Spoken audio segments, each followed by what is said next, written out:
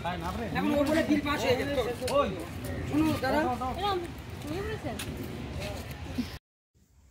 Good afternoon friends, welcome back to my channel. এখন বাজে হচ্ছে প্রায় 3টে থেকে 3:30 বাজে, আর এখন আমরা এসেছি সোলারি সিটিতে। তো আজকে তো সরস্বতী পুজো, তো তোমাদেরকে সরস্বতী পুজোর অনেক অনেক শুভেচ্ছা জানিয়ে আজকের ব্লগটা শুরু করছি। আর আমরা এসেছি সোলারি সিটিতে। তোমরা অনেক দিন ধরেই বলছিলে সোলারি সিটিতে আসার জন্য, ভিজিট করার জন্য।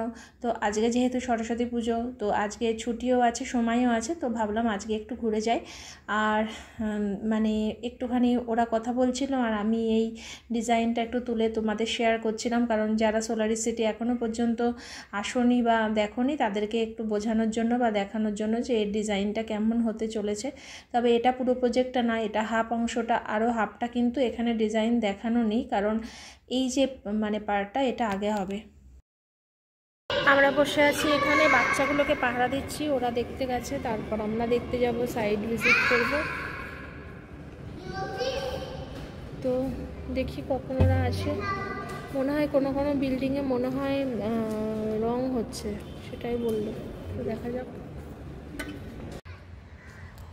আমার সোলারি সিটিতে আসলে সবথেকে বেশি যেটা ভালো লাগে সেটা হচ্ছে এই জায়গাটা, মানে এই পরিবেশটা। এই যে পরিবেশটা পুরো একটা সেই রিসর্টের মতো লাগে আমার। আর এই জায়গাটা আসলে কিন্তু আমি কিন্তু ক্যামেরা সবসময় করি, এবং এখানে আসলে বিভিন্ন রকমের পাখির ডাক শোনা যায়। তো এবারও কিন্তু আমি কোকিলের ডাক শুনতে পেয়েছি, আর এটা খুব ভালো লাগে। তো এবার চলো সাইডটা তোমাদের একটু দেখিয়ে দিই। আর এখানে দেখতে পাচ্ছ যে মানে স্টুডিও ফ্ল্যাটগুলো আছে, সেই স্টুডিও ফ্ল্যাটগুলোর মনে হচ্ছে যে এবার রং হচ্ছে, মানে রং বলতে সাদা কালার করা হচ্ছে। এবং দুটো টাওয়ারের মধ্যে দেখতে পাচ্ছ কেমন কানেকশান হয়েছে।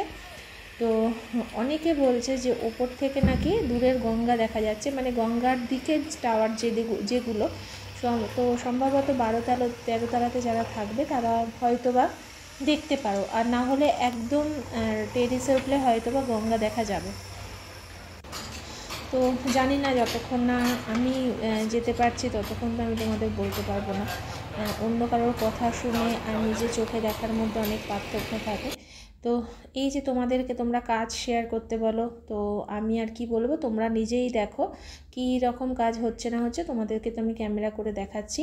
মোটামুটি কাজের গতি যা আছে ঠিকই আছে, কিন্তু আমার মনে হয় না খুব ইমিডিয়েট কেউ ফ্ল্যাট পাবে। আমার মনে হয় 2-3 মাসের মধ্যে হয়তো ওরা ফ্ল্যাটগুলো একবার করে ভিজিট করাবে যে কাজ ফাজ ঠিক আছে কি না। আর ফ্ল্যাট হ্যান্ডওভার পেতে এখনও মনে হয় আমার বেশ কয়েক মাস লেগে যাবে। যেগুলো প্রথম দিকে দেওয়ার কথা ছিল তার মধ্যে আমাদের টাওয়ারটাও আছে, মানে টাওয়ার আই, তো সেগুলো মনে হচ্ছে আমার এখনও 5-6 মাস লাগবে। কেন দেখো এখনও রাস্তা ফাস্তা সেগুলো তো কিছু হয়নি। এখন ওই ফুটবল মাঠটা যেটা, সেটাতেও মাটি ফাটি ফেলা হচ্ছে। এই জায়গাটা শুনলাম সুইমিং পুল হবে, যেখানে বালি আছে সেই স্পেসটাতে শুনলাম সুইমিং পুল হবে। তো এখনও অনেকটাই কাজ বাকি আছে। তো এইগুলো কিছুটা করবে, মানুষের বাসযোগ্য করে তুলবে, তবেই না হ্যান্ডওভার করবে। শুধুমাত্র ফ্ল্যাট রেডি করলে তো হলো না। তাই অনেকে যারা লিখছো যে সোলারি সিটির ফ্ল্যাট কবে হ্যান্ডওভার পাওয়া যাবে, তারা বুক করতে চায়, তো তাদেরকে বলবো যদি ফ্ল্যাট হ্যান্ডওভারের খুব তাড়াতাড়ি থাকে তাহলে সোলারি সিটিতে না বুক করাই ভালো। আর যদি মনে করো যে না আমাদের খুব একটা অসুবিধা নেই, দেরি হলে, তাহলে তোমরা অবশ্যই চোখ বন্ধ করে বুক করতে পারো। তো এই তো। আর ভীষণ ধুলো রাস্তাগুলোতে, তোমাদের এত ধুলো যে কি বলবো, মানে পুরো পাউডার উঠছে এত ধুলো। যতদিন না এই রাস্তাগুলোতে মানে পুরোপুরি পাকা করা হবে ততদিন কিন্তু প্রচণ্ড ধুলো। আর দেখতে পাচ্ছ মানে বেশিরভাগ টাওয়ারগুলোতেই কিন্তু এই যে বাইরে সিমেন্টিং করা হয়ে গেছে।